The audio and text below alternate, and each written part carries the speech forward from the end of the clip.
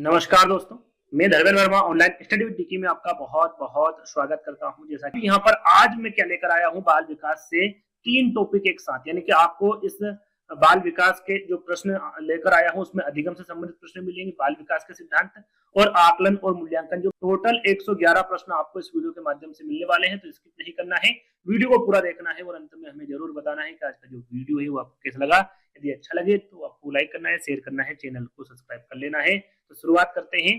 देखिए यहाँ पर अधिगम से संबंधित ज्यादा प्रश्न आपको मिलेंगे, है ना। तो पहला प्रश्न पूछा गया था आपसे कि समीपस्थ विकास का क्षेत्र की संरचना किसने प्रतिपादित की थी। समीपस्थ विकास के क्षेत्र को ZPDB कहा जाता है, जो कि आपको शायद मुझे लगता है पता होगा।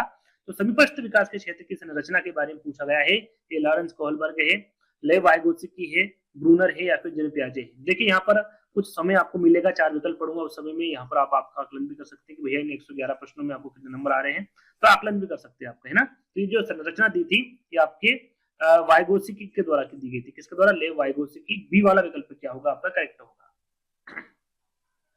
अगला प्रश्न, व्याकरण शिक्षण हेतु सबसे उपयोगी विधि कौन सी? यहाँ पर देखिए व्याकरण शिक्षण हेतु सबसे उपयोगी विधि के बारे में पूछा गया है। लेक्चर विधि, आगमन विधि, निर्देश विधि या फिर वार्तालाप विधि। करेक्ट आंसर होगा निर्देश विधि। व्याकरण शिक्षण हेतु सबसे उपयोगी विधि के बारे में पूछा गया था, तो निर्देश विधि आपका करेक्ट आंसर होगा। अधिगम हेतु मूल्यांकन किस प्रकार का होना चाहिए? देखिए 2 प्रकार के प्रश्न पूछे जाते हैं, अधिगम हेतु मूल्यांकन और अधिगम के लिए मूल्यांकन, है ना। तो यहाँ पर पूछा गया अधिगम हेतु मूल्यांकन, इस बाद वाला प्रश्न पूछा गया आपसे अधिगम के लिए मूल्यांकन, तो वहां उसका आंसर दूंगा, यहाँ पर इसका आंसर जान लीजिएगा। अधिगम हेतु मूल्यांकन पूछे कि भैया किस प्रकार का होना चाहिए? परीक्षा केंद्रित होना चाहिए, मानदंड संदर्भित होना चाहिए, रचनात्मक होना चाहिए या फिर मानकीकृत होना चाहिए। करेक्ट आंसर होगा आपका अधिगम हेतु जो मूल्यांकन है ये रचनात्मक होना चाहिए। किस प्रकार का होगा? रचनात्मक होगा। तीसरा वाला विकल्प आपका करेक्ट होगा। रचनात्मक हेतु पूछे तो आपका अधिगम हेतु मूल्यांकन पूछे तो आपका रचनात्मक होगा, और अधिगम के लिए मूल्यांकन पूछे कि भाई ये किस प्रकार का होना चाहिए? संदर्भित, मानकीकृत, मानदंड संदर्भित या फिर अध्यापक अभिमुखी। तो यहाँ पर करेक्ट आंसर होगा ये संदर्भित होना चाहिए। क्या होगा? अधिगम के लिए जो मूल्यांकन होगा वो संदर्भित होना चाहिए। पहला वाला विकल्प आपका करेक्ट होगा। अगला प्रश्न, बच्चे का समग्र शारीरिक व मानसिक स्वास्थ्य अधिगम को प्रभावित नहीं करता है, में बाधा डालता है, में सम्मिलित नहीं है, को सुसाधित करता है, क्या है? करेक्ट आंसर क्या है? देखिए बच्चे का जो समग्र शारीरिक व मानसिक स्वास्थ्य है वो अधिगम को सुसाधित करता है। क्या करता है? अधिगम को वो सुसाधित करता है। डी वाला विकल्प आपका करेक्ट होगा। ले वाइगोत्स्की द्वारा दिए बच्चों के विकास का सिद्धांत किस पर आधारित है? ले वाइगोत्स्की द्वारा बताना है भैया परिपक्वता और संस्कृति है, भाषा और भौतिक जगत है, भाषा और संस्कृति है, या फिर भाषा और परिपक्वता है, क्या है? तो ले वाइगोत्स्की द्वारा दिए बच्चों के विकास का जो सिद्धांत है वो किस पर आधारित होगा? भाषा और संस्कृति पर होगा। तीसरा वाला विकल्प आपका करेक्ट होगा।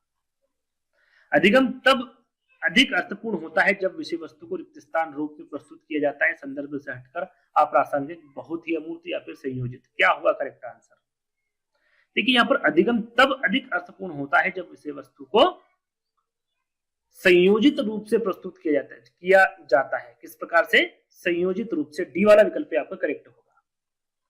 अगला प्रश्न, निम्नलिखित में से अध्यापक द्वारा अपनाई गई कौन सी विधि अधिगम प्रक्रिया में विद्यार्थियों की सक्रिय भूमिका को कम महत्व देती? कम महत्व कहां देती? व्याख्यान, पूछताछ, चर्चाएं या फिर खोज, जिसे अन्वेषण विधि भी कहते हैं। सही आंसर क्या होगा? तो यहाँ पर देखिए सही आंसर होगा आपका व्याख्यान। क्या होगा? व्याख्यान। पहला वाला विकल्प आपका करेक्ट होगा। एक बच्चा पेंसिल पकड़ने और लिखने से पहले गेंद फेंकने की क्षमता पा लेता है, यह स्थिति विकास के किस सिद्धांत की ओर इशारा करती है? शीर्षगामी सिद्धांत, अधोगामी सिद्धांत, विकास क्रम की एकरूपता या फिर एकीकरण का सिद्धांत। यहाँ पर मैं ज्यादा समझाऊंगा नहीं, क्योंकि आपको कम समय में ज्यादा प्रश्न देने की कोशिश करूंगा। ज्यादा समय आपका एपिटेट में नहीं बचा है। अब आपको यहाँ पर सिर्फ और सिर्फ प्रैक्टिस करना है।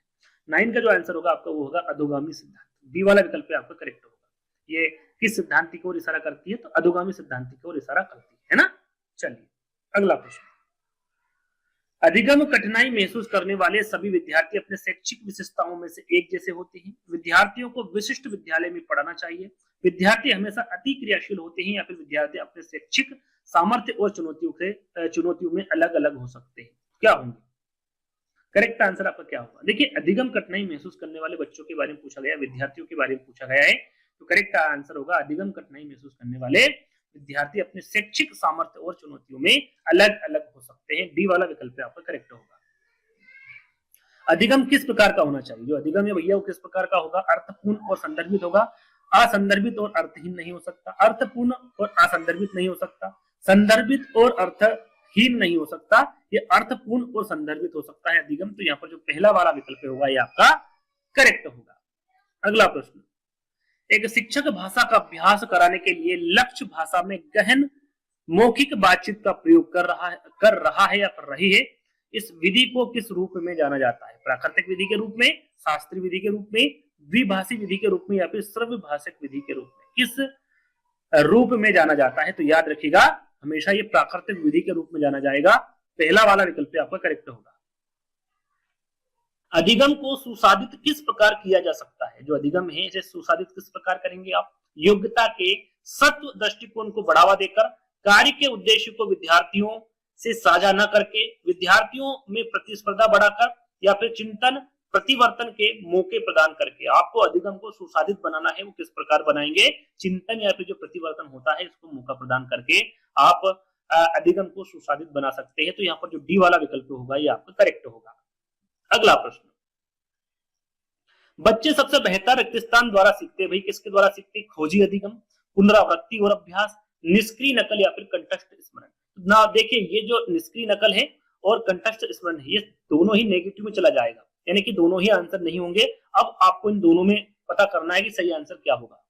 सही आंसर होगा खोजी अधिगम। याद रखिएगा बच्चे सबसे बेहतर खोजी अधिगम द्वारा सीखते हैं। खोज के यदि वो अधिगम करेंगे, सीखेंगे तो अच्छे से सीखेंगे ना।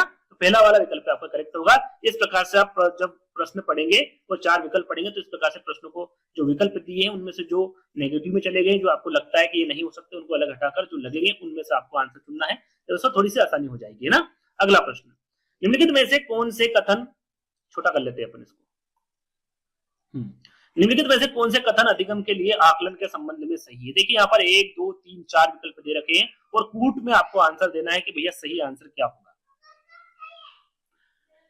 भय पैदा करने के लिए कॉपी में सभी त्रुटियों पर लाल स्याही से घेरा बना देना चाहिए, नहीं बनाना चाहिए, ऐसा नहीं करना चाहिए, है ना।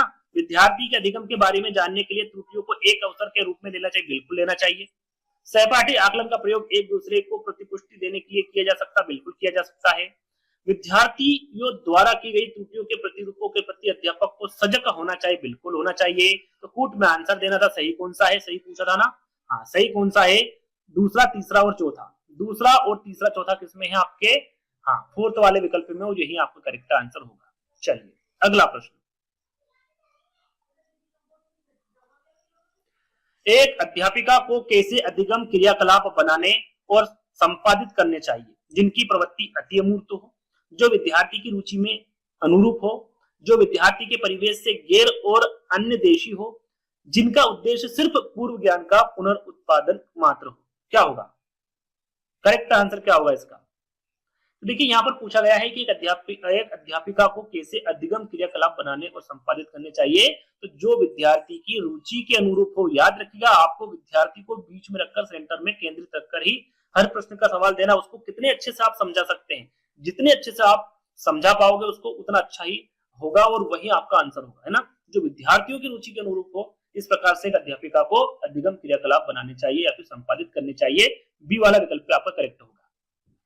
अधिगम प्रक्रिया में विद्यार्थी की संलग्नता को अधिकाधिक करने के लिए एक अध्यापिका को क्या करना चाहिए? क्या करना चाहिए? विद्यार्थी की स्वायत्तता को न्यूनतम कर देना चाहिए, विकर्षणों को अधिकतम कर देना चाहिए, व्यक्तिगत विकल्पों को न्यूनतम कर देना चाहिए, या फिर कार्य की सत्यता को अधिकतम कर देना चाहिए। क्या कर देना चाहिए?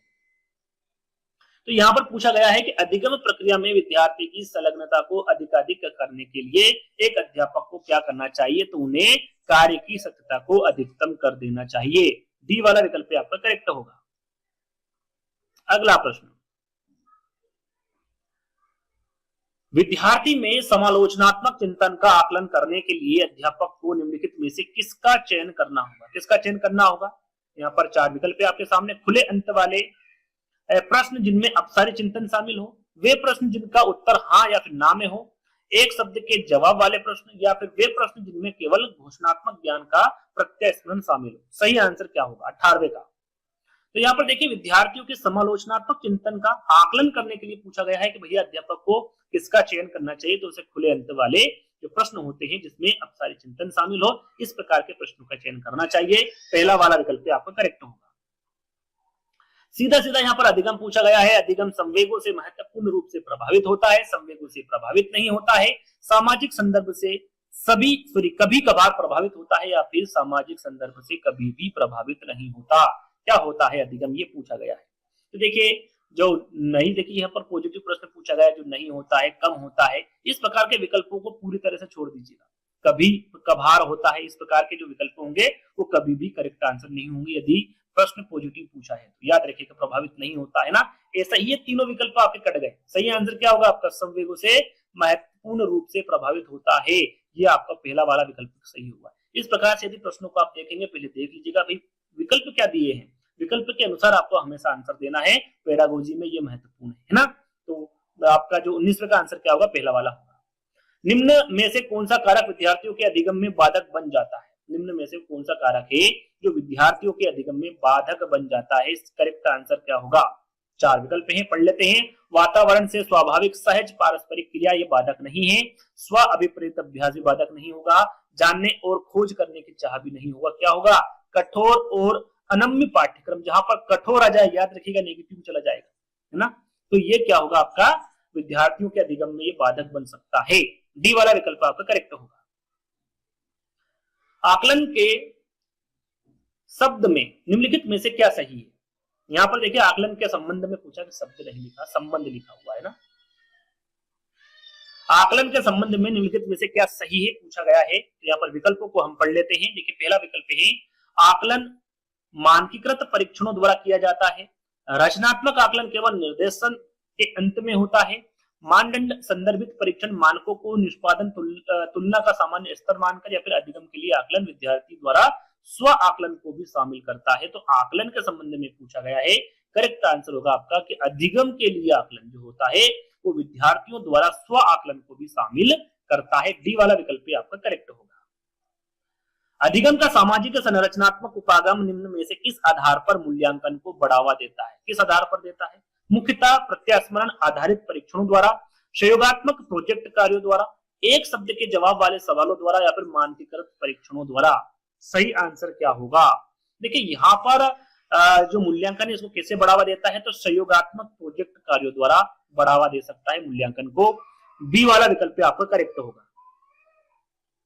अगला प्रश्न, विद्यार्थियों के अधिगम को समर्थन देने के लिए एक अध्यापिका को क्या करना चाहिए। देखिए प्रश्नों को हमेशा आपको ध्यान से पढ़ना चाहिए ना। विद्यार्थियों के अधिगम को समर्थन देने के लिए पूछा गया है कि अध्यापिका को क्या करना चाहिए। यहाँ पर पहला विकल्प है, योग्यता की इकाई या फिर सत्व दृष्टिकोण को बढ़ावा देना चाहिए, विद्यार्थियों की रुचियों को दरकिनार करना चाहिए, विद्यार्थियों की व्यक्तिगत विभिन्नताओं के प्रति विचारशील रहना चाहिए, या फिर विद्यार्थियों को प्रदर्शन उन्मुखी लक्ष्यों के लिए प्रेरित करना चाहिए। देखिए हमेशा जब भी आप पेडागोजी सोल्व करें या फिर बाल विकास सोल्व करें, उनको चारों विकल्पों को अच्छे से पढ़ना है। ऐसा नहीं पहला विकल्प आपको लग रहा है कि ये सही है तो कर दिया, नहीं, चारों विकल्पों को पढ़ना है और उसमें से जो अच्छा लगे, जो प्रश्नों से संबंधित हो, उस पर आपको टिक करना है।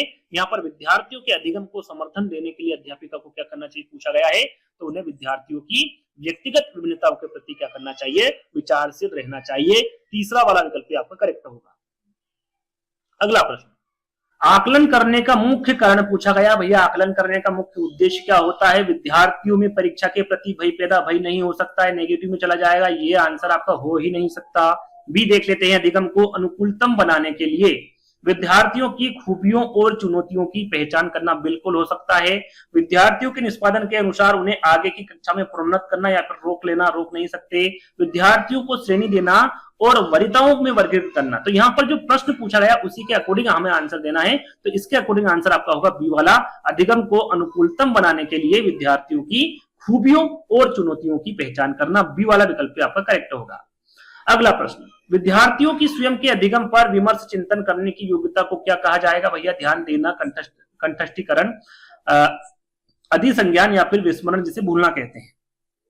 क्या होगा सही आंसर। विद्यार्थी की स्वयं के अधिगम पर विमर्श चिंतन करने की योग्यता को अधिसंज्ञान कहेंगे। याद रखिएगा, इंपोर्टेंट है। तीसरा वाला विकल्प आपका करेक्ट होगा। किस विचारक ने इस बात को नकारा है कि बुद्धि एकल इकाई है और कई पृथक स्वतंत्र बुद्धियों का सिद्धांत प्रतिपादित किया है।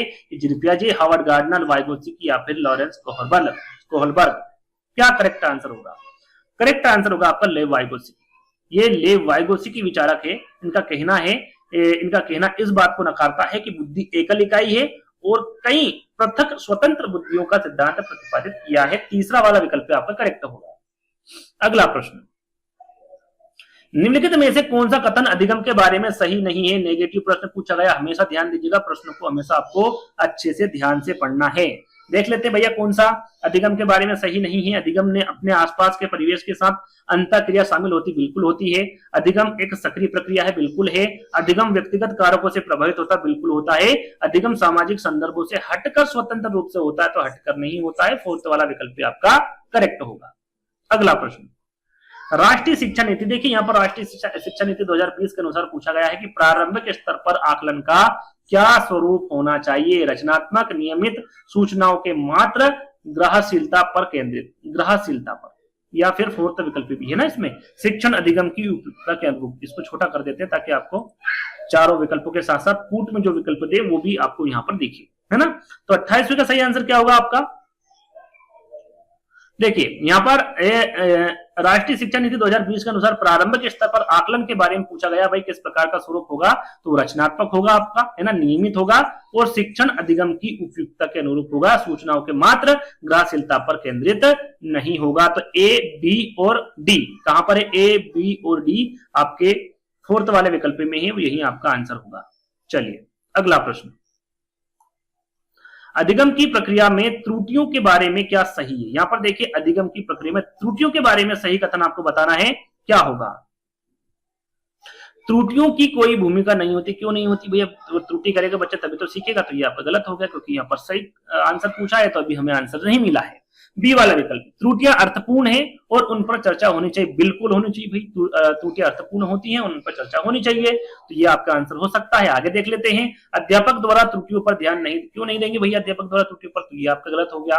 त्रुटियों को नकारात्मक पुनर्बलन यहां से पढ़ने की आवश्यकता नहीं, सही आंसर क्या होगा? त्रुटियां अर्थपूर्ण है और उन पर चर्चा होनी ही चाहिए। बी वाला विकल्प आपका सही होगा। निम्नलिखित में से कौन सा संवेग विद्यार्थियों को अधिगम के प्रति अभिप्रेरित कर सकता है? वो कौन सा संवेग है जो विद्यार्थियों को अधिगम के प्रति अभिप्रेरित करेगा? बोरियत नहीं हो सकता, उच्च डर नहीं हो सकता, गुस्सा नहीं हो सकता, क्या होगा? उम्मीद। सरल सा प्रश्न है, विकल्प पढ़ते ही आप आंसर का पता कर सकते हैं।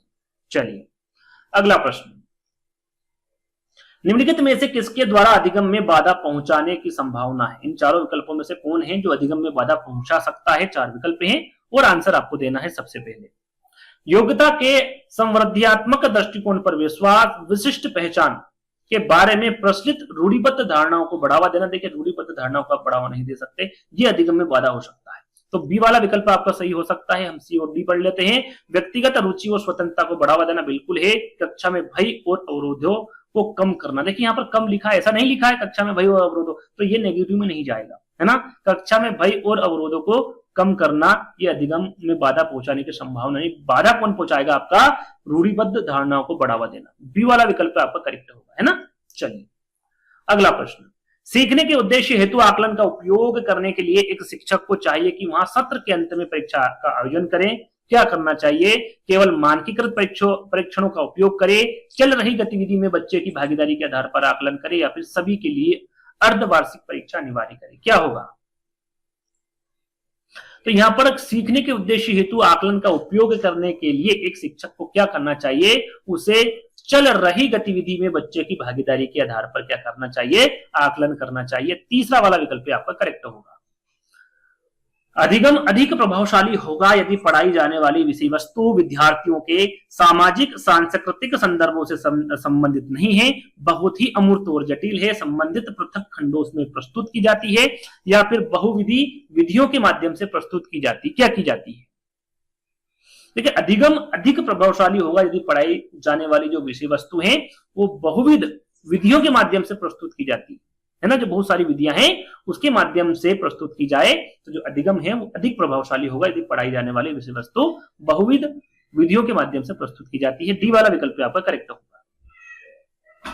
अधिगम को प्रभावशाली बनाने के लिए विषय वस्तु कैसी होनी चाहिए? बहुत अमूर्त और जटिल होनी चाहिए, असंबंधित खंडों में प्रस्तुत होनी चाहिए, विद्यार्थी के सामाजिक सांस्कृतिक परिवेश से सम्मिलित होनी चाहिए, या फिर अति आसान और अत्यधिक सरल होनी चाहिए। क्या होगा करेक्ट आंसर? देखिए, ना तो ज्यादा अमूर्त बहुत अमूर्त होनी चाहिए, ना जटिल होनी चाहिए, असंबंधित खंडों में प्रस्तुत तो हो नहीं सकती, ना अति समान और ना ही अत्यधिक सरल। क्या होगा, विद्यार्थियों के सामाजिक सांस्कृतिक परिवेश से क्या होनी चाहिए, संबंधित होनी चाहिए। तीसरा वाला विकल्प आपका करेक्ट होगा। सतत व समग्र मूल्यांकन के क्या मायने हैं। यहां पर देखिए, सतत और समग्र मूल्यांकन की बात की जा रही है, इससे संबंधित आपको बताना चार विकल्प के माध्यम से कौन सा सही है।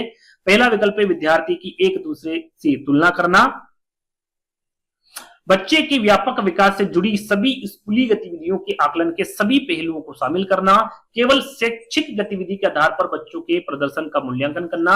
जहां पर मैं आपको बता दूं, जहां पर केवल आ जाए वो हमेशा गलत रहेगा। यदि प्रश्न पॉजिटिव पूछा गया है तो, यदि यहां पर क्या मायने नहीं है तो आप जरूर सी वाले पे टिक कर सकते थे, वो आपका करेक्ट भी हो सकता था। लेकिन यहाँ पर प्रश्न पॉजिटिव पूछा गया है ना, तो ये आपका जो सी वाला विकल्प है ये तो हो ही नहीं सकता, है ना। फोर्थ वाला विकल्प पढ़ लेते हैं। साल के अंत में बच्चों का मूल्यांकन करना, उनकी अगली कक्षा में पदोन्नति का निर्णय लेने के लिए मूल्यांकन। तो यहाँ देखिए, सतत व समग्र मूल्यांकन के बारे में पूछा जा रहा है, तो बच्चे के व्यापक विकास से जुड़ी सभी स्कूली गतिविधियों के आकलन के सभी पहलुओं को शामिल करना, ये आपका सतत व समग्र मूल्यांकन के मायने हैं। बी वाला विकल्प आपका करेक्ट होगा। अगला प्रश्न, अधिगम के सामाजिक रचनावादी उपागम के अनुसार आपको बताना है कि निम्न में से कौन सा तरीका अर्थपूर्ण अधिगम के लिए प्रभावशाली नहीं है। नेगेटिव प्रश्न पूछा गया है, स्व पहल अन्वेषण, चर्चाओं में सक्रिय भागीदारी, खोजी अधिगम या फिर निष्क्रिय अनुसरण। यदि चार विकल्प आप आराम से इत्मीनान से पढ़ेंगे तो आंसर आपके सामने होगा निष्क्रिय अनुसरण, क्योंकि प्रश्न नेगेटिव पूछा गया है ना। हमेशा ध्यान दीजिएगा, यदि प्रश्न आप अच्छे से पढ़ेंगे, चारों विकल्पों को अच्छे से पढ़ेंगे, तो कुछ प्रश्न ऐसे होते हैं जिनको चारों विकल्पों को देखकर ही आंसर पता चल जाएगा। यदि वो भले ही आपको प्रश्न याद ना हो, विकल्प याद ना हो, तब भी आप चारों विकल्पों को पढ़कर आसानी से आंसर दे सकते हैं ना। तो यहाँ पर डी वाला विकल्प आपका करेक्ट होगा। अगला प्रश्न, निम्न में से कौन सा विद्यार्थियों की विशिष्ट अधिगम कठिनाइयों को पहचानने का व्यापक तरीका। देखिए, विद्यार्थियों के विशिष्ट अधिगम कठिनाइयों को पहचानने का व्यापक तरीका पूछा गया है। क्या होगा, मानकीकृत बुद्धि लब्धि परीक्षण, बहुविकल्प वाले सवालों पर आधारित परीक्षण, साल के अंत में परीक्षा या फिर केस अध्ययन। तो यहाँ पर सही आंसर क्या होगा आपका, विद्यार्थी की जो विशिष्ट अधिगम कठिनाई को पहचानने का व्यापक तरीका होगा वो केस अध्ययन होगा। कौन सा, केस अध्ययन। डी वाला विकल्प आपका करेक्ट होगा। रिक्तस्थान के अनुसार मनुष्य द्वारा अर्जन यंत्र के साथ जन्म लेते हैं जो उन्हें भाषा सीखने में सहायता करता है। ये किसके द्वारा कहा गया, किसके अनुसार, वाइगोत्स्की, ब्लूम, चोम्स्की या फिर स्किनर। जहां पर अर्जन आ जाए वहां पर लगभग 90% आपका आंसर। यदि आपको पता नहीं है तो मैं यहाँ पर ट्रिक बता रहा हूँ, जहां पर अर्जन आ जाए वहां पर 90% आपका आंसर क्या होगा, चोम्स्की होगा, है ना। चोम्स्की यहाँ पर करेक्ट आंसर होगा। यदि आपको आपका जो प्रश्न है उसका आंसर आपको पता नहीं है तो पता है तो आप लगा सकते हैं, है ना। चलिए अगला प्रश्न, निम्न में से कौन सा विद्यार्थियों का अधिगम में लगाव को बढ़ाता। लगाव को कौन बढ़ाता भैया, अधिगम विद्यार्थियों का द्वारा स्वनियमन, विद्यार्थियों का योग्यता के प्रति सत्व या फिर स्थिर दृष्टिकोण बनाना, अध्यापक की विद्यार्थियों के प्रति निम्न अपेक्षाएं होना, या फिर उनके संदर्भ से वियोजित विषय वस्तु प्रस्तुत करना। क्या होगा करेक्ट आंसर। देखिए, यहां पर पूछा गया विद्यार्थियों का अधिगम में लगाव को बढ़ाता है, कौन बढ़ाता है, तो विद्यार्थियों द्वारा स्वनियमन बढ़ाता है। पहला वाला विकल्प आपका करेक्ट होगा। त्रुटियां अधिगम प्रक्रिया में कोई भूमिका नहीं निभाती। क्यों नहीं निभाती भैया, जब त्रुटियां करेगा नहीं तो सीखेगा कैसे। पहला वाला विकल्प आपका क्या हो गया, गलत हो गया, है ना। केवल नकारात्मक पूर्ण, केवल आ गया, प्रश्न को पढ़ने की आवश्यकता नहीं, यहाँ पर भी केवल आ गया, केवल वो विद्यार्थी। तो जहां पर केवल आ जाए और प्रश्न पॉजिटिव हो, फिर मैं आपको बता रहा हूं वो आपका आंसर हो ही नहीं सकता। कितने परसेंट, 100%, 99 भी नहीं, है ना, कितना 100%, है ना। उन विकल्पों को छोड़ दीजिए। त्रुटियां क्या है, अध्यापक द्वारा अच्छे तरीके से विश्लेषण की जानी चाहिए ताकि अधिगम कमियों को समझा जा सके, है ना। यहाँ पर जो फोर्थ वाला विकल्प है ये आपका सही होगा, है ना। चलिए अगला प्रश्न, निम्न में से किस प्रकार का मूल्यांकन विद्यार्थियों के लिए अधिगम का रूप बन जाता है। सत्र के अंत में अध्यापक द्वारा किया गया मूल्यांकन, सत्र से पहले विशिष्ट शिक्षक द्वारा किया गया मूल्यांकन, विद्यार्थी द्वारा किया गया स्व मूल्यांकन, या फिर मानकीकृत परीक्षणों द्वारा किया गया मूल्यांकन। मानकीकृत भी एक नेगेटिव, यहाँ पर जो नेगेटिव विकल्प आप मान सकते हैं, जहां पर मानकीकृत हो और प्रश्न पॉजिटिव पूछा गया तो आप इसको हटा सकते हैं, इसको एक तरफ कर सकते हैं ना। तो 41 का सही आंसर क्या होगा आपका। देखिए, पूछा क्या गया है, किस प्रकार का मूल्यांकन पूछा गया है जो विद्यार्थियों के लिए अधिगम का रूप बन जाता। भैया स्व मूल्यांकन, विद्यार्थियों द्वारा किया गया स्व मूल्यांकन, है ना। ये जो मूल्यांकन है ये विद्यार्थियों के लिए अधिगम का रूप बन जाता है। तीसरा वाला विकल्प आपका करेक्ट होगा। निम्न में से कौन सा कारक कक्षा में अधिगम प्रक्रिया में बाधक बन जाता है, यहां पर पूछा गया। देखिए प्रश्न आपको ऐसे लगेंगे ये प्रश्न तो पहले भी पूछा जा चुका है, लेकिन विकल्प अलग है। जहां पर भी आपको ऐसा लगे विकल्पों को जरूर देख लीजिएगा। निम्न में से कौन सा कारक कक्षा में अधिगम प्रक्रिया में बाधक बन जाता है। यदि कोई सा प्रश्न रिपीटेड होता है तो मैं वही बता दूंगा, ऐसी कोई बात नहीं है ना। वैसे भी मैंने पुराने वीडियो बनाए, यदि कुछ गलती होती है तो मैं वही आपको तुरंत बता देता हूं। देखिए 42 का आंसर क्या होगा। निम्नलिखित में से उस कारक के बारे में आपको बताना है जो कक्षा में अधिगम प्रक्रिया में बाधक बन जाता है। बैठने की अनम्य योजना, जानकारी प्रस्तुत के विभिन्न तरीके, ये नहीं हो सकता क्योंकि ये तो बाधक नहीं बन सकता। इससे विविधता के प्रति सम्मान, संसाधन संपन्न वातावरण, बैठने की अनम्य योजना, है ना, ये जो कारक होगा ये अधिगम प्रक्रिया में बाधक बन जाता है। पहला वाला विकल्प आपका करेक्ट होगा। निम्नलिखित में से कौन सा चरण लॉरेंस कोहलबर्ग द्वारा दिए गए नैतिक विकास के सिद्धांत में शामिल नहीं है। देखिए यहाँ पर एक प्रश्न आपका प्रश्न में ही बन रहा है कि नैतिक विकास का सिद्धांत किसके द्वारा दिया गया, तो ये लॉरेंस कोहलबर्ग के द्वारा दिया गया। अब आपको बताना है कि भैया इनके द्वारा जो चरण दिए गए हैं नैतिक विकास के सिद्धांत में कौन सा चरण शामिल नहीं है। पारंपरिक चरण, अपारंपरिक चरण, उत्तर पारंपरिक चरण या फिर पूर्व पारंपरिक चरण। सही आंसर क्या होगा 43 का। तो याद रखिएगा, देखिए पारंपरिक चरण दिया हुआ है, उत्तर पारंपरिक चरण, पूर्व पारंपरिक, लेकिन जो अपारंपरिक चरण है ये इनके द्वारा नहीं दिया गया है, ये इनके सिद्धांत में शामिल नहीं है। बी वाला विकल्प आपका करेक्ट होगा, है ना। चलिए अधिगम हेतु मूल्यांकन किस प्रकार का होना चाहिए। परीक्षा केंद्रित, मानदंड संदर्भित, रचनात्मक या फिर मानकीकृत। हाँ, ये जो प्रश्न है ये जरूर आपका रिपीटेड प्रश्न है, ये मैं आपको बता चुका हूं, शायद तीसरा चौथा या चौथा पांचवा प्रश्न इसके बारे में आपको बता चुका हूं। चलिए मैंने इसके बारे में आपको बताया तो इसका आंसर दीजिए क्या होगा, जल्दी से दीजिए, या फिर इसको मैं आपको क्यूज के तौर पर दे देता हूं। इसका आंसर आपको देना है क्योंकि मैं इसको शायद चौथे या पांचवें प्रश्न में बता चुका हूं। 44 लिख के पहले भी मैं काफी वीडियोस में क्यूज के तौर पर प्रश्न दिया हूं और बहुत कम बच्चे होते जो आंसर देते हैं। देखिए आंसर आपको सभी को देना है, आंसर देने में कोई बुराई नहीं है। यदि गलत भी होगा तो मैं वहां पर आपको बता दूंगा, है ना। लेकिन कभी कभी क्या होता है, मैंने 2 महीने पहले वीडियो बनाया, 3 महीने पहले वीडियो बनाया और आपने कमेंट बाद में किया, तो वहां पर थोड़ा आंसर देना मुश्किल हो जाता है क्योंकि मुझे फिर वो वीडियो देखना होता है। तुरंत आप आंसर देते हैं तो मैं जरूर उसका कमेंट के माध्यम से बता दूंगा कि भैया आपने सही दिया है या फिर गलत। सभी को देना है ना, डरना नहीं है, गलत दोगे तो भी और सही दोगे तो भी मैं वहां पर आपको बता दूंगा। तो यहाँ पर आंसर क्या होगा 44 करके बताना है। प्रभावी शिक्षक कक्षा में शिक्षण अधिगम की प्रक्रिया में अक्सर जांच करने वाली प्रश्नों का प्रयोग करते हैं। इससे शिक्षक को किस प्रकार का मूल्यांकन करने में मदद मिलेगी। किस प्रकार का मूल्यांकन करने में मदद मिलेगी। योगात्मक मूल्यांकन, रचनात्मक मूल्यांकन, मानकीकृत मूल्यांकन या फिर मानक संदर्भित मूल्यांकन। करेक्ट आंसर क्या होगा, करेक्ट आंसर होगा आपका रचनात्मक मूल्यांकन। बी वाला विकल्प आपका सही होगा, रचनात्मक मूल्यांकन करने में मदद मिलेगी। अगला प्रश्न, अधिगम अधिक प्रभावशाली होता है कब होता है। विषय वस्तु अत्यधिक जटिल हो, जटिल होना ये आपका नेगेटिव में चला जाएगा, जटिल नहीं हो सकती। पहला वाला विकल्प आपका गलत होगा। दूसरा विकल्प पढ़ लेते हैं, अध्यापक का शिक्षा शास्त्र व्यवहारात्मक हो, ऐसा नहीं हो सकता, मतलब ये अधिगम अधिक प्रभावशाली होता है, इससे इसका कोई संबंध नहीं है। अधिगम लक्ष्य परीक्षा केंद्रित हो, अधिगम का स्वभाव प्रयोगात्मक हो। यदि अधिगम अधिक प्रभावशाली होता है तब अधिगम का स्वभाव कैसा हो, प्रयोगात्मक, है ना। अधिगम लक्ष्य परीक्षा केंद्रित नहीं होना चाहिए, अधिगम का स्वभाव कैसा होना चाहिए, प्रयोगात्मक होना चाहिए। डी वाला विकल्प आपका करेक्ट होगा। अगला प्रश्न, अधिगम असहायता से जूझते विद्यार्थी योग्यता का ऐसा दृष्टिकोण रखते हैं जिसमें मेहनत करके योग्यता में बढ़ावा नहीं किया जा सकता। योग्यता के प्रति ऐसा दृष्टिकोण क्या कहलाता है। ये दृष्टिकोण है, इसके बारे में आपको बताना क्या कहलाएगा। एकल जिसे सत्व दृष्टिकोण कहा जाता है, वार्षिक दृष्टिकोण, प्रवीणता उन्मुख दृष्टिकोण, अधिगम आशावादी दृष्टिकोण। करेक्ट आंसर क्या होगा।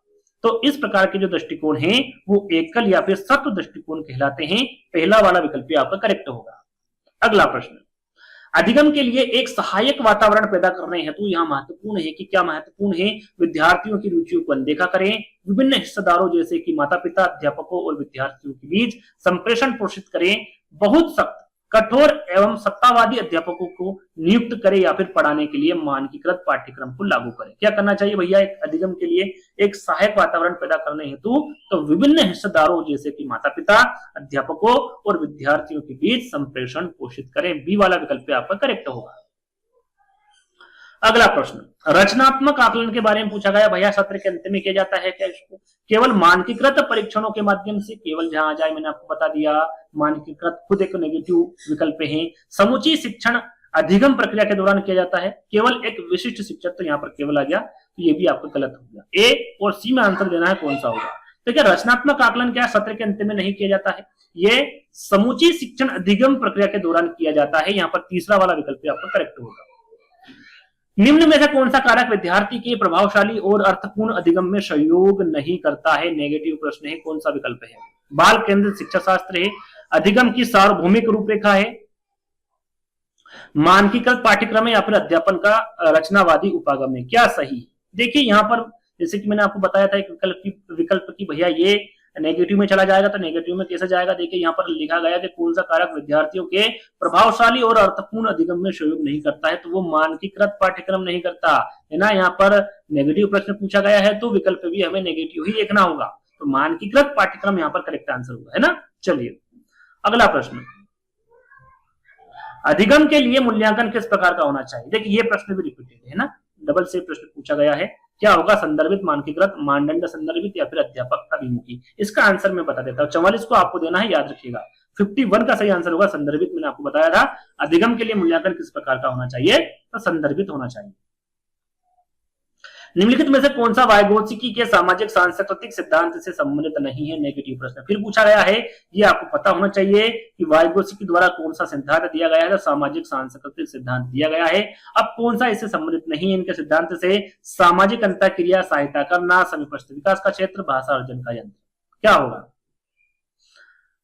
देखिए सामाजिक अंतःक्रिया, सहायता करना, समीपस्थ विकास का क्षेत्र, ये तीनों ही किसके अंतर्गत आएंगे, वाइगोत्स्की के सामाजिक सांस्कृतिक सिद्धांत के अंतर्गत आए। भाषा अर्जन का यंत्र ये चोम्स्की के सिद्धांत के अंतर्गत आएगा, है ना, ये वाइगोत्स्की के अंतर्गत नहीं आएगा। फोर्थ वाला विकल्प आपका करेक्ट होगा। जैसे कि मैंने बताया था जहां पर भी अर्जन आ जाए 90% आपका क्या आएगा, विकल्प सही आपका चोम्स्की आएगा, है ना। चलिए अगला प्रश्न, विद्यार्थी के प्रभावशाली एवं अर्थपूर्ण अधिगम को बढ़ावा देने के लिए एक अध्यापिका को किस पर बल देना चाहिए। किस पर बल देना चाहिए भैया, विद्यार्थी में प्रभावशाली एवं अर्थपूर्ण अधिगम को बढ़ावा देने के लिए 4 विकल्प ही आपके सामने पढ़ लेते हैं।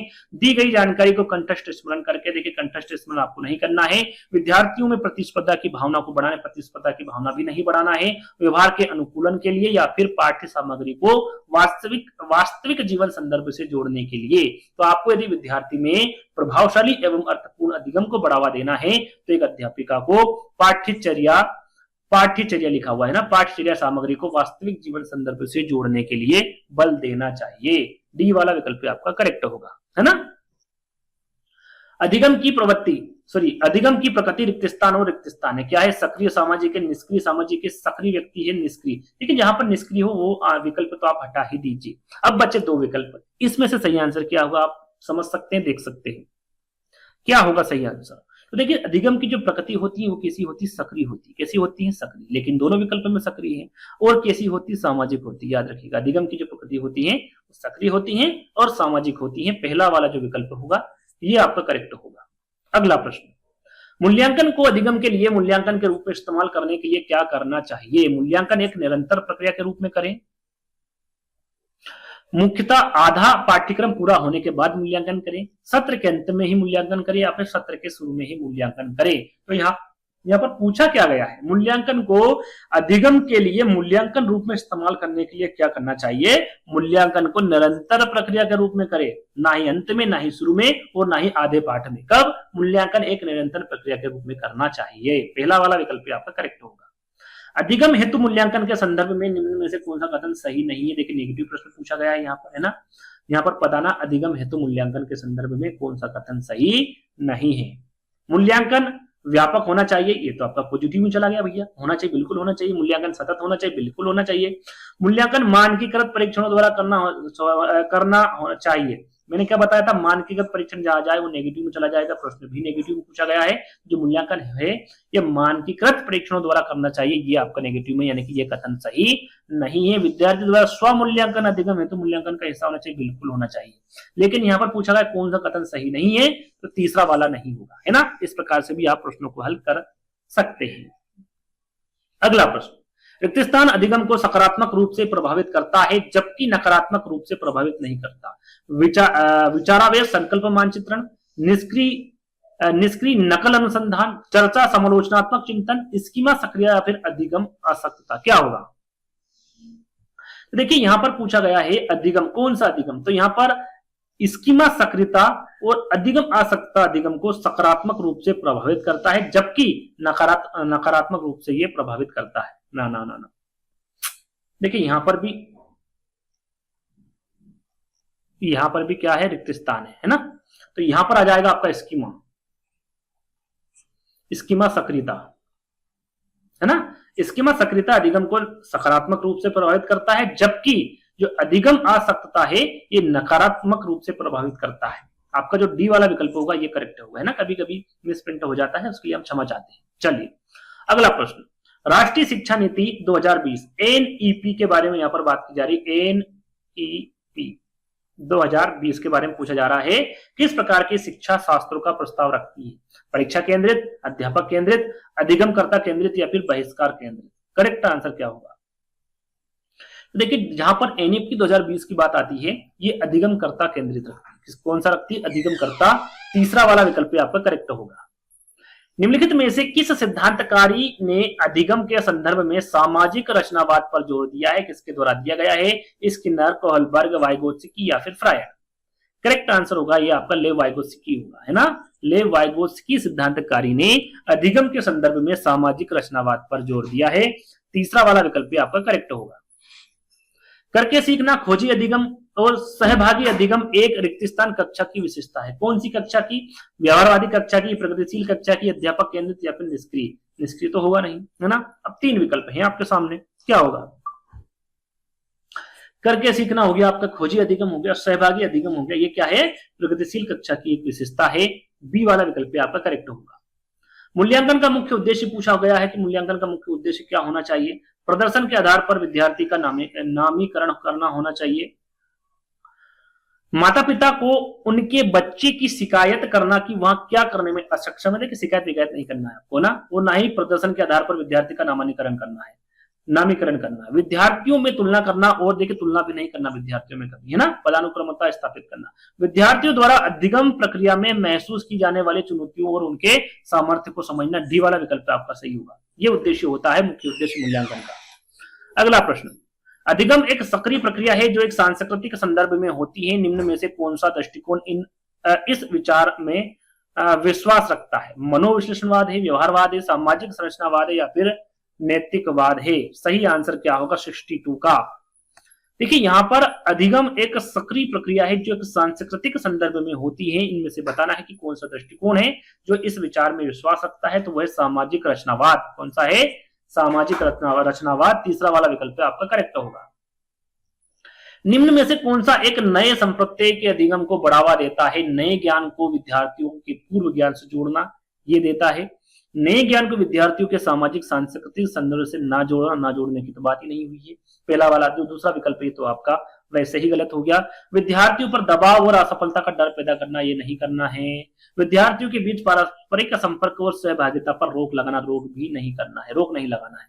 क्या होगा आपका, नए संप्रत्यय के अधिगम को बढ़ावा देता है, तो ये देता है आपका नए ज्ञान को विद्यार्थी के पूर्व ज्ञान से जोड़ना। पहला वाला विकल्प आपका करेक्ट होगा। अगला प्रश्न, मूल्यांकन का मुख्य उद्देश्य फिर पूछा गया है, लेकिन विकल्प हर समय अलग अलग मिलेंगे आपको, है ना।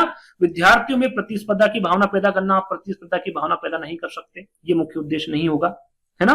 दूसरा विकल्प है विद्यार्थी में असफलता का डर पैदा करना, ये भी नहीं कर सकते। विद्यार्थियों को सफल और असफल के रूप में वर्गीकृत करना, ये आप नहीं कर सकते। अधिगम प्रक्रिया में विद्यार्थियों की प्रगति और चुनौतियों को समझना, ये कर सकते। ये मूल्यांकन का मुख्य उद्देश्य होगा। डी वाला विकल्प आपका करेक्ट होगा।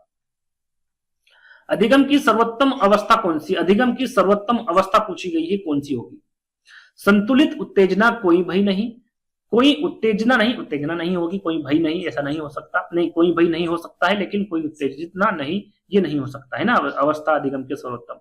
उच्च उत्तेजना, उच्च भय, तो यहाँ पर उच्च उत्तेजना हो सकता है लेकिन उच्च भय नहीं हो सकता। निम्न उत्तेजना, उच्च भय, ये दोनों नहीं हो सकते। होगा क्या, संतुलित उत्तेजना। उत्तेजना कैसी होनी चाहिए, संतुलित होनी चाहिए और कोई भय नहीं होना चाहिए। पहला वाला विकल्प आपका गलत हो गया, यहाँ पर उच्च उत्तेजना भी नहीं होना चाहिए, है ना। चलिए अगला प्रश्न, बच्चों को सीखने में कठिनाई होती है जब अधिगम सामाजिक संदर्भ में हो, विषय वस्तु को बहुरूपों में प्रस्तुत किया गया हो, सूचना अलग अलग टुकड़ों में प्रस्तुत की जाए या फिर वो आंतरिक रूप से अभिप्रेरित हो। क्या होगा करेक्ट आंसर, देखिए बच्चों को सीखने में कठिनाई होती है जब सूचना अलग अलग टुकड़ों में प्रस्तुत हो, यानी कि जो सूचना है वो अलग अलग टुकड़े हो गए हैं, वो वहां पर बच्चों को सीखने में कठिनाई होगी ना। सी वाला विकल्प आपका करेक्ट होगा। अधिगम के लिए निम्न में से कौन सी धारणा उपयुक्त है? यहां पर कौन सी धारणा उपयुक्त है अधिगम के लिए, यह आपको बताना है। प्रयासों में कोई फर्क नहीं पड़ता, क्यों नहीं पड़ता भैया, अधिगम करेंगे तो पड़ता है। असफलता अनियंत्रित है, ऐसा दोनों जो विकल्प हैं दोनों ही गलत है। यहाँ पर योग्यता अटल है या फिर योग्यता सुधार रही है, तो योग्यता अटल नहीं होती, क्या होती, योग्यता सुधार रही होती है। तीसरा वाला विकल्प यहाँ पर करेक्ट होगा। मूल्यांकन पद्धति का लक्ष्य होना चाहिए, किस प्रकार का होना चाहिए मूल्यांकन पद्धति का लक्ष्य?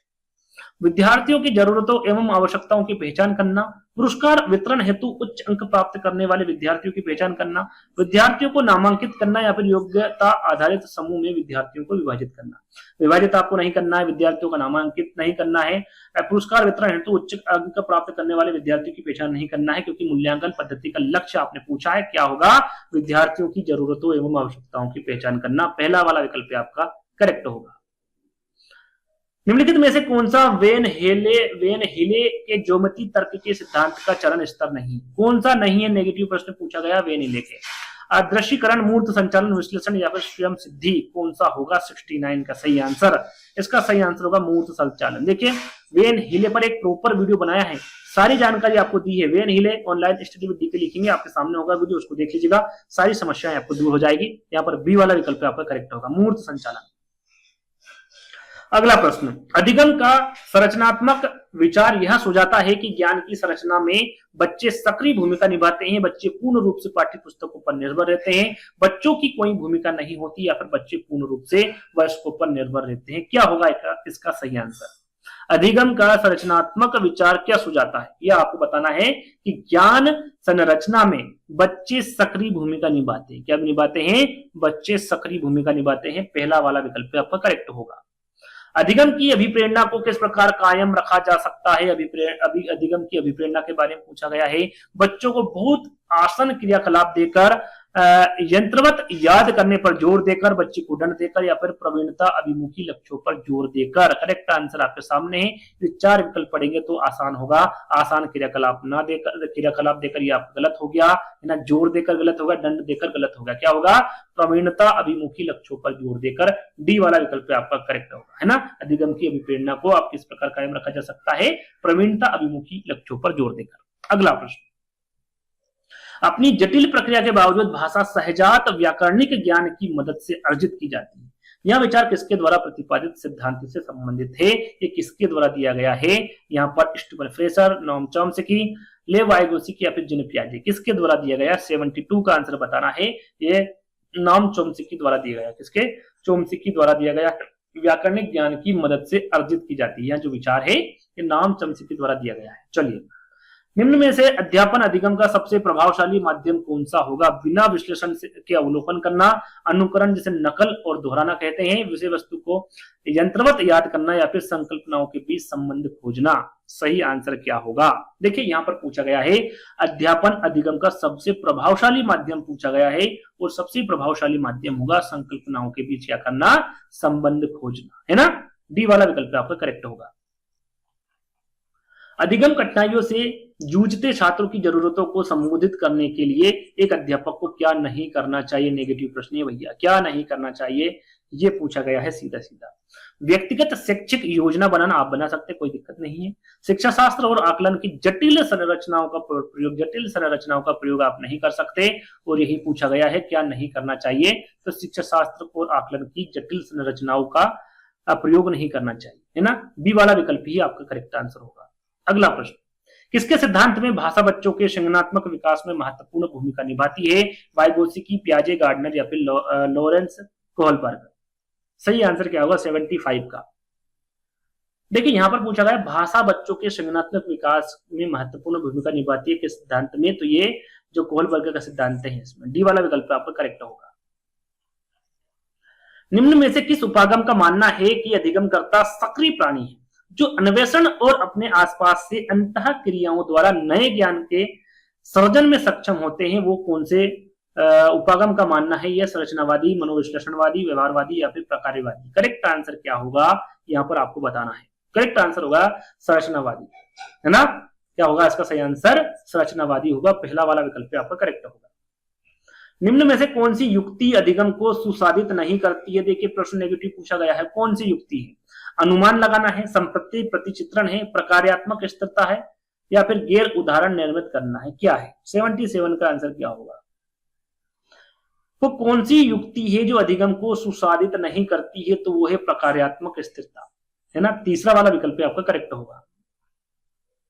विकास के कौन से सिद्धांत के अनुसार गामक विकास शरीर के मध्य से शरीर के बाहरी सिर की ओर होता है? देखिए यहाँ पर प्रश्नों को थोड़ा सा ध्यान से पढ़ते हैं। उस सिद्धांत के बारे में पूछा गया है जो गामक विकास शरीर के मध्य से शरीर के बाहरी सिरे की ओर होता है, वो कौन सा सिद्धांत है? शीर्षगामी सिद्धांत, अधोमुखी है, प्रमस्तिकी है, या फिर परिधि है? कौन सा होगा? 78 का सही आंसर होगा अधोमुखी, यानी कि शरीर के आधे यानी कि मध्य भाग से, ये याद रखिएगा, उससे आप रिलेटेड कर सकते हैं अधोमुखी, है ना। बी वाला विकल्प आपका करेक्ट होगा। अधिगम हेतु एक सहायक माहौल बनाने के लिए एक अध्यापिका को क्या करना चाहिए? भाई एक अध्यापिका है जैसे अधिगम हेतु एक सहायक माहौल बनाना है तो क्या करेगी? कठोरता से समय सारणी का पालन करना चाहिए। कठोरता शब्द जहां जाए वो नेगेटिव में चला जाएगा, वो हो ही नहीं सकता किसी प्रकार से आंसर। विद्यार्थी के सामाजिक सांस्कृतिक परिवेशों को जानना चाहिए, बिल्कुल जानना चाहिए, और उनके प्रति सम्मान रखना चाहिए। आपका बी वाला विकल्प ही क्या होगा? सही होगा। चलिए अगला प्रश्न, अधिगम के बारे में निम्न में से कौन सा कथन सही नहीं है? देखिए नेगेटिव प्रश्न पूछा गया, कौन सा कथन सही नहीं है अधिगम के बारे में? चार विकल्प आपके सामने पढ़ लेते हैं। अधिगम ज्ञान सर्जन की एक सक्रिय प्रक्रिया बिल्कुल है, लेकिन प्रश्न में कौन सा नहीं है ये पूछा गया है। अधिगम हेतु विद्यार्थी में कुछ स्तर की तत्परता होनी आवश्यक है, बिल्कुल होनी आवश्यक है। सामाजिक पारस्परिकता का अधिगम प्रक्रिया में कोई महत्व क्यों नहीं है? भाई महत्व, यही आपका करेक्ट आंसर है। सामाजिक पारंपरिकता का अधिगम प्रक्रिया में बहुत महत्व होता है, इसमें दे रखा महत्व नहीं है, क्यों नहीं है? ये बिल्कुल है, तो यही आपका आंसर होगा, है ना। सी वाला करेक्ट आंसर होगा। निम्नलिखित में से कौन सा सिद्धांत यह दर्शाता है कि विकास दिशात्मक है सिर से पैर की ओर? बिल्कुल जो दिशात्मक सिर से पैर की ओर है वो कौन सा सिद्धांत है? शीर्षगामी, अधोगामी, विशिष्ट से संबंधित सिद्धांत, मात्रात्मक परिवेश। जो आपका अधोमुखी के बारे में मैंने आपको बताया, जो मध्य से शुरू होता है उसे अधोमुखी कहते हैं, और जो सिर से होता है उसे शीर्षगामी सिद्धांत कहते हैं। ऐसे इस सिद्धांत को आप याद कर सकते हैं। तो यहाँ पर पहला वाला विकल्प आपका क्या होगा? करेक्ट होगा। अगला प्रश्न, अधिगम प्रभावशाली और अर्थपूर्ण हो इसके लिए क्या महत्वपूर्ण है? जो अधिगम हो वो प्रभावशाली हो, साथ में अर्थपूर्ण हो, इसके लिए महत्वपूर्ण क्या है ये आपको बताना है। विद्यालय में हो रहे अधिगम और विद्यालय के बाहर के जीवन के बीच संबंधता स्थापित करें। विशेष सामग्री को इस प्रकार से प्रस्तुत करना जिसमें कि विद्यार्थी उस ज्ञान को दैनिक जीवन में प्रयोग करने का प्रयास ना करे। क्यों नहीं करेगा भैया? करेगा, या गलत हो गया। अवधारणाओं को इस तरीके से पढ़ना जिससे कि विभिन्न उप अवधारणाओं में संबंधता स्थापित ना हो सके। क्यों नहीं हो सके? हो सकती है। ज्ञान के दोहराव पर बल देना चाहिए और समझ के लिए उत्कंठा को कम से कम करना चाहिए। क्यों करेंगे भैया? आपका जो डी वाला विकल्प है ये भी गलत होगा। सही क्या होगा? विद्यालय में हो रहे अधिगम और विद्यालय के बाहर के जीवन के बीच संबंधता स्थापित करना, पहला वाला विकल्प आपका करेक्ट होगा। अधिगम के सामाजिक संज्ञानात्मक मत के अनुसार विद्यार्थी किस प्रकार सबसे बेहतर सीखता है? सबसे बेहतर कब सीखता भैया? अधिगम के सामाजिक संज्ञानात्मक मत के अनुसार आपको बताना है वयस्कों की निष्क्रिय नकल द्वारा। देखिए निष्क्रिय नकल मैंने आपको बताया था, आपका नेगेटिव में चला गया। प्रश्न आपका प्रश्न के अनुसार जो पहला वाला विकल्प है वो गलत है।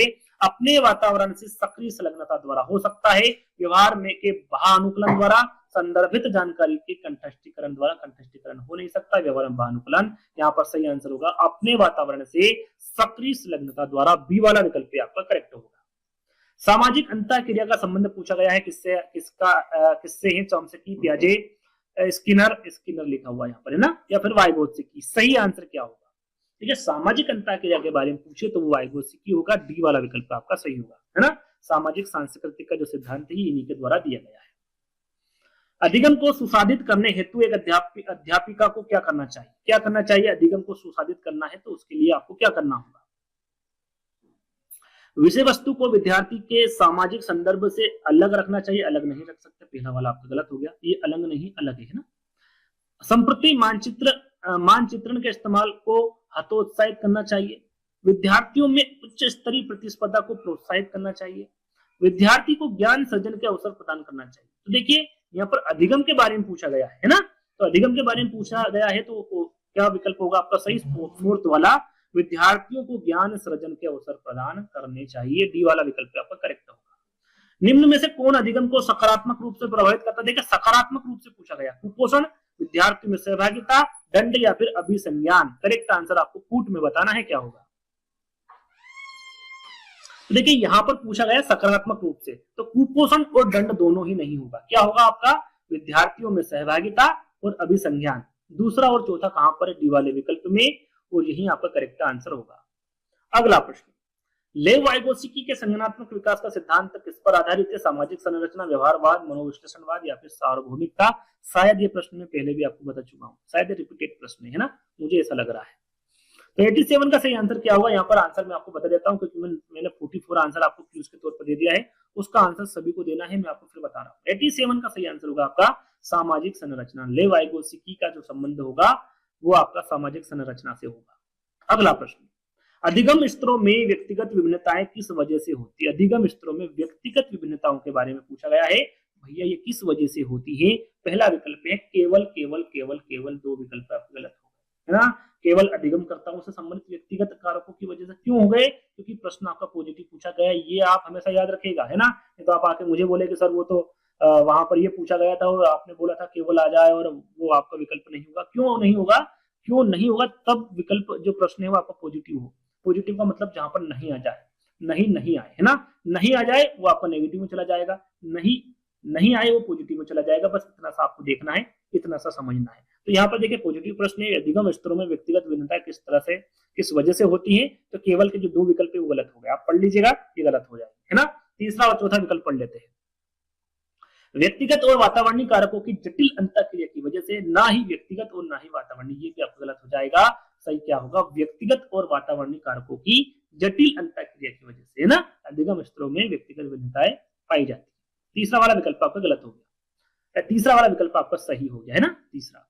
चलिए अगला प्रश्न, एक अध्यापिका अपने विद्यार्थियों की अधिगम प्रगति को बिना एक दूसरे की तुलना किए निरंतर रूप से समझना चाहती है, उसे रिक्त स्थान का इस्तेमाल करना चाहिए। किसका इस्तेमाल करेगी, रचनात्मक मूल्यांकन, योगात्मक मूल्यांकन, मूल्यांकन के अनिरंतर रूप या फिर मानक संदर्भित मूल्यांकन। क्या होगा करेक्ट आंसर 89 का क्या होगा, देखिए उसे रचनात्मक मूल्यांकन इस्तेमाल करना चाहिए। किसका, रचनात्मक मूल्यांकन का पहला वाला विकल्प आपका करेक्ट होगा। निम्न में से कौन सी अधिगम युक्ति जानकारी के प्रक्रमण में प्रभावशाली नहीं होगी, देखिए नेगेटिव प्रश्न पूछा गया है, कौन सी युक्ति है, अधोरेखांकन और चिन्हांकित करना, स्मृति सहायक विधियों का प्रयोग, उदाहरण सृजन करना, निष्क्रिय अनुवाचन करना। देखिए मेरे हिसाब से यहाँ पर किसी प्रकार का दिमाग लगाने की आवश्यकता ही नहीं है, नेगेटिव प्रश्न है, निष्क्रिय भी आपका नेगेटिव है ना, निष्क्रिय अनुवाचन करना ये आपका करेक्ट आंसर होगा, क्योंकि यहाँ पर नेगेटिव प्रश्न पूछा गया है। ये जो युक्ति है ये जानकारी के प्रक्रमण में प्रभावशाली नहीं होगी। फोर्थ वाला विकल्प आपका करेक्ट होगा। कुछ कुछ प्रश्न ऐसे होते हैं वो भले कितना ही कठिन पूछ ले, लेकिन आप थोड़ा सा दिमाग लगाएंगे तो आंसर आप उसमें से निकाल कर ले आएंगे और करेक्ट आंसर को चुनेंगे, है ना। डी वाला विकल्प आपका करेक्ट होगा। मनुष्य भाषा अर्जन की क्षमता के साथ जन्म लेता है, यहाँ कथन किसका है भैया, 91 का आंसर क्या होगा, मैंने क्या बताया था, जहां पर अर्जन आ जाए 90% उसकी क्षमता होती है करेक्ट होने की, किसका होगा, चोम्स्की का होगा, है ना। चलिए अगला प्रश्न, अधिगम सबसे अधिक प्रभावशाली और अर्थपूर्ण होता है अगर विषय वस्तु विद्यार्थियों के सामाजिक परिवेश से संबंधित हो, शिक्षा शास्त्र मुख्यतः अध्यापक केंद्रित हो, अधिगम लक्ष्य प्रदर्शन अभिमुखी हो या फिर विद्यार्थियों का ज्ञान सर्जन के अवसर ना दिए जाए। क्या सही होगा, अधिगम सबसे अधिक प्रभावशाली कब होगा या फिर अर्थपूर्ण कब होगा, विषय वस्तु विद्यार्थियों के सामाजिक परिवेश से संबंधित हो। पहला वाला विकल्प आपका करेक्ट होगा। ये भी आप प्रश्न और 4 विकल्प पढ़ के आंसर लगा सकते थे, बहुत सरल था प्रश्न, है ना। अगला प्रश्न, निम्न में से कौन सा कारक अधिगम को सुसाधित करता है, अधिगम को कौन सा विकल्प या फिर कौन सा कारक सुसाधित करता है, योग्यता का वार्षिक मात, आसपास में विकर्षण, भाषा से अनभिज्ञता या फिर तंत्रिका संबंध न्यूनता। क्या होगा 93 का सही आंसर क्या होगा, देखिए न्यूनता आपका नहीं होगा, अनभिज्ञता नहीं होगा, क्या होगा आपका योग्यता का वार्षिक मत, है ना। यहाँ पर जो पहला वाला विकल्प होगा वो आपका करेक्ट होगा, विकर्षण भी नहीं होगा, पहला वाला आपका करेक्ट आंसर होगा। चलिए अगला प्रश्न, किसके द्वारा प्रस्तावित किया गया है कि बच्चे भाषा सीखने के लिए अनुकूलन तथा समायोजन का प्रयोग करते हैं, किसके द्वारा कहा गया है, क्रेसन के, स्किनर के, पियाजे के या फिर चोम्स्की के। सही आंसर होगा, ये आपका सही आंसर होगा जीन पियाजे। किसके द्वारा प्रस्तावित किया गया है, जीन पियाजे द्वारा प्रस्तावित किया गया है कि बच्चे भाषा सीखने के लिए अनुकूलन तथा समायोजन का प्रयोग करते हैं। चलिए अगला प्रश्न, निम्नलिखित में से कौन सा अधिगम की प्रक्रिया में सकारात्मक रूप से योगदान नहीं देता है? नेगेटिव प्रश्न है। कौन सा अधिगम है जो प्रक्रिया में सकारात्मक रूप से योगदान नहीं देता है? कुपोषण, समकक्षी के साथ सहयोग, अपसारी चिंतन या फिर चर्चाएं।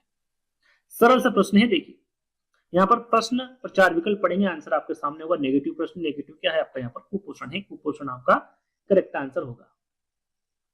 विद्यार्थी को अधिगम के प्रति अभिप्रेरित करते रहने के लिए अध्यापक को क्या सम्मोहित करना चाहिए? निपुणता, उन्मुखी उद्देश्य, असहायता का सीखा हुआ भाव, योग्यता का सत्य या फिर अस्तित्वाचक पर्यवेक्षक, या फिर फोर्थ विकल्प है आपका प्रतियोगात्मक दृष्टिकोण। क्या होगा 96 का? देखिए यहाँ पर पूछा गया है विद्यार्थियों को अधिगम के प्रति अभिप्रेरित करते रहने के लिए अध्यापक को क्या सम्मोहित करना चाहिए? तो निपुणता, उन्मुखी उद्देश्य करना चाहिए। पहला वाला विकल्प आपका सही होगा। मानव मस्तिष्क में सार्वभौमिक व्याकरण नियमों के एक समूह के रूप में होती है। यह जो विचार है किसने प्रतिपादित किया है? स्किनर, वाटसन, वाइगोत्स्की या फिर चोम्स्की। किसके द्वारा ये जो विचार है ये प्रतिपादित किया गया है? 97 का आंसर होगा ये चोम्स्की द्वारा। मानव मस्तिष्क में सार्वभौमिक व्याकरण नियमों के एक समूह के रूप में होती है, विचार चोम्स्की द्वारा परिभाषित किया गया है।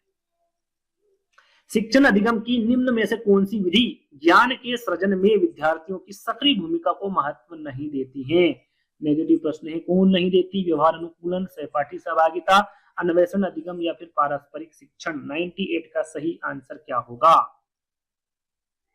मुझे लगता है एक और आपको आंसर देना चाहिए, है ना? एक और क्यूज देना चाहिए आपको, क्योंकि मैंने काफी नेगेटिव और पॉजिटिव आपको बता दी है। तो इसमें से क्या सही आंसर होगा ये आपको बताना। 98 44 का आपने जो आंसर वो बता ही दिया होगा भैया आंसर क्या होगा। अब 98 का बताना आपको कि इसका सही आंसर क्या होगा। शिक्षण अधिगम की आपको बताना है कि वो कौन सी विधि है जिसमें ज्ञान के सृजन में विद्यार्थियों की सक्रिय भूमिका को महत्व नहीं देती है, ये आपको बताना है ना। 98 करके आंसर देना। 2 प्रश्न दिए मैंने आपको, है ना। इसका आंसर क्या होगा बताना है आपको। 98 विद्यार्थी किसके द्वारा बेहतर और प्रभावशाली तरीके से सीखते हैं? निष्क्रिय अनुकरण, निष्क्रिय हो नहीं सकता। पुरस्कार और दंड, दंड हो नहीं सकता, पुरस्कार भी नहीं हो सकता। कंठस्थीकरण भी नहीं हो सकता। क्या होगा? जिज्ञासा और अन्वेषण करेक्ट आंसर होगा आपका। विद्यार्थी जिज्ञासा और अन्वेषण द्वारा बेहतर और प्रभावशाली तरीके से सीखते हैं। अगला प्रश्न, किस विधि में मातृभाषा का प्रयोग बिल्कुल भी नहीं किया जाता? प्रत्यक्ष विधि, ग्रहणशील विधि, गतिविधि आधारित अधिगम विधि या फिर अनुवाद विधि। क्या सही आंसर होगा? याद रखिएगा हमेशा जो प्रत्यक्ष विधि होती है इसमें मातृभाषा का प्रयोग बिल्कुल भी नहीं किया जाता। अगला प्रश्न, अधिगम किसके द्वारा नकारात्मक रूप से प्रभावित होता है? अधिगम किसके द्वारा नकारात्मक रूप से पूछा गया है, ना कि नेगेटिव प्रश्न। ध्यान रखिएगा। अध्यापिका द्वारा प्रदान पाठ, निराशा की भावना, विद्यालय का मुद्रित समृद्ध परिवेश या फिर विद्यार्थियों की जरूरत अनुसार व्यक्तिगत रूप से दिए रहे अनुदेशन। सही आंसर क्या होगा? देखिए प्रश्न आपने पढ़ा नेगेटिव है भैया, तो इसमें नेगेटिव क्या होगा? निराशा की भावना होगी और यही आपका करेक्ट आंसर होगा, है ना। चलिए अगला प्रश्न, निम्नलिखित में से कौन से कारक सीखने की प्रक्रिया को प्रभावित करते हैं? कौन से कारक है? कक्षा का परिवेश है, संसाधनों की उपलब्धता है, शिक्षक की शिक्षण शास्त्रीय विधियां हैं या फिर शिक्षार्थी की तत्परता का स्तर है। 4 विकल्प हैं, कूट में आपको आंसर देना है। देखिए प्रश्न को दोहरा लेते हैं। यहाँ पर प्रश्न पूछा गया है कारक के बारे में कि सीखने की प्रक्रिया को कौन प्रभावित करते हैं? कक्षा का परिवेश बिल्कुल करते हैं, संसाधनों की उपलब्धता करते हैं, शिक्षक की शिक्षण शास्त्रीय विधियां करते हैं, शिक्षार्थियों की तत्परता का स्तर नहीं होता है ना। शिक्षार्थियों की तत्परता का स्तर। यहाँ पर करेक्ट आंसर क्या होगा? पहला, दूसरा और तीसरा। जो फोर्थ वाला विकल्प होगा ये आपका करेक्ट होगा। चलिए अगला प्रश्न, एक अनुकूल शिक्षण अधिगम वातावरण के लिए किसकी आवश्यकता होती है? अधिक से अधिक जोखिम की, विकर्षण जिसको व्यवधाय कहते हैं इसका न्यूनतम होना, व्यक्तिगत विभिन्नताओं को नजरअंदाज करना या फिर अन्य जिसे गैर लचीली भी कहते हैं इसका शैक्षणिक कार्य प्रणाली। क्या होगा? 103 का करेक्ट आंसर क्या होगा? इसका सही आंसर होगा, देखिए एक अनुकूल शिक्षण अधिगम वातावरण के लिए किसकी आवश्यकता होती है? तो विकर्षणों की होती है, विकर्षणों का न्यूनतम होना। बी वाला विकल्प आपका करेक्ट होगा। अगला प्रश्न, व्याकरण अनुवाद विधि को किस रूप में जाना जाता है? शास्त्रीय विधि, शास्त्रीय उपागम, रचनात्मक विधि या फिर आलोचनात्मक शिक्षण शास्त्र विधि। आलोचनात्मक लिखा हुआ है ना। करेक्ट आंसर 104 का क्या होगा? देखिए यहाँ पर व्याकरण अनुवाद विधि के बारे में पूछा गया किस रूप में जाना जाता है, तो इसे शास्त्रीय विधि के रूप में जाना जाता है। अधिगम अधिक प्रभावशाली रूप से होता है अगर, कब होता है अधिगम प्रभावशाली रूप से? कक्षा कक्ष का वातावरण भयमुक्त, तो बिल्कुल यही करेक्ट आंसर है आपका। कक्षा कक्ष का वातावरण कैसा होना चाहिए? भयमुक्त होना चाहिए, जिससे कि अधिगम अधिक प्रभावशाली रूप से होता है। पहला वाला विकल्प आपका करेक्ट होगा। 3 विकल्प और पढ़ लेते हैं। अध्यापक विद्यार्थी के अधिगम संबंधित व्यक्तिगत अंतरों को अनदेखा कर सकता है, नहीं करना चाहिए। पढ़ाई गई विषय वस्तु बहुत जटिल नहीं होना चाहिए। संप्रति की व्याख्या के दौरान ना अपना, ये ना शब्द आया यानी कि ये नेगेटिव में चला गया, ये विकल्प नहीं हो सकता। अगला प्रश्न, निम्नलिखित में से कौन से कथन अधिगम के लिए आकलन के संबंध में सही है? देखिए, अधिगम के लिए आकलन के संबंध में कौन सा कथन सही है, ये आपको बताना है और कूट में आपको आंसर देना है ना। यहाँ पर बता देता हूं मैं, 4 विकल्प हैं ये वाले। अब इसमें सही कौन सा है वो आपको बताना है, 106 का। तो एक एक करके पढ़ेंगे, जो सही होगा उस पर टिक कर लेंगे, है ना। भय पैदा करने के लिए कॉपी में सभी त्रुटियों पर लाल स्याही नहीं हो सकता, शायद ये प्रश्न में बता चुका हूं आपको, है ना। दूसरा विकल्प, विद्यार्थी के अधिगम के बारे में जानने के लिए त्रुटि को एक अवसर के रूप में लेना चाहिए, बिल्कुल लेना चाहिए। सहपाठी आकलन का प्रयोग एक दूसरे को प्रतिपुष्टि देने के लिए किया जा सकता, बिल्कुल किया जा सकता है। विद्यार्थियों द्वारा की गई त्रुटियों के प्रतिरूपों के प्रति अध्यापक को सजग होना चाहिए, बिल्कुल होना चाहिए। क्या होगा आंसर? दूसरा, तीसरा और चौथा। दूसरा, तीसरा और चौथा किसमें? फोर्थ वाले विकल्प में, और यही करेक्ट आंसर है। शायद इसका आंसर मैं पहले भी आपको बता चुका हूं। अगला प्रश्न, निम्नलिखित में से कौन सा कारक अधिगम हेतु आंतरिक अभिप्रेरणा को संचालित करता है या फिर अग्रता प्रदान करता है? वो कौन सा कारक है? पुरस्कार, रुचि, दंड, रुचि या फिर प्रशंसा? क्या होगा सही आंसर? क्या होगा? देखिए, वो कौन सा कारक है जो अधिगम हेतु आंतरिक अभिप्रेरणा को संचालित करता है? तो वो है रुचि। कौन सा होगा वो? रुचि होगा। तीसरा वाला विकल्प आपका करेक्ट होगा। बहुआयामी बुद्धि का सिद्धांत किसके द्वारा दिया गया है? काफी इंपोर्टेंट है। बुद्धि से संबंधित एक वीडियो बनाया है, एक ट्रिक भी बनाई है, आप वीडियो देख सकते हैं। बुद्धि से बहुत सारे प्रश्न आपको दिए हैं और एक ट्रिक बनाई है बुद्धि से संबंधित, उसमें सारे सिद्धांत आपको एक एक करके याद करवाए गए हैं। यदि वो वीडियो नहीं देखा है तो उसको देख लीजिएगा। बहुआयामी बुद्धि का सिद्धांत जहां भी आ जाए आपको टिक करना है हार्वर्ड गार्डनर, है ना। हार्वर्ड गार्डनर द्वारा दिया गया था बहुआयामी बुद्धि का सिद्धांत। निम्नलिखित में से कौन से अधिगम को प्रभावित करने वाले परिवेशी कारक है जो व्यक्तिगत कारक नहीं है? यहाँ पर देखिए, परिवेशी कारक तो है लेकिन वो व्यक्ति कारक नहीं होना चाहिए, व्यक्तिगत कारक नहीं होना चाहिए। समझ का स्तर, भावात्मक लब्धि, शिक्षण अधिगम सामग्री या फिर सीखने के लिए आंतरिक अभिप्रेरणा। करेक्ट आंसर क्या होगा? करेक्ट आंसर होगा शिक्षण अधिगम सामग्री, है ना। ये परिवेशी कारक तो है लेकिन व्यक्तिगत कारक नहीं है। तीसरा वाला विकल्प आपका करेक्ट होगा।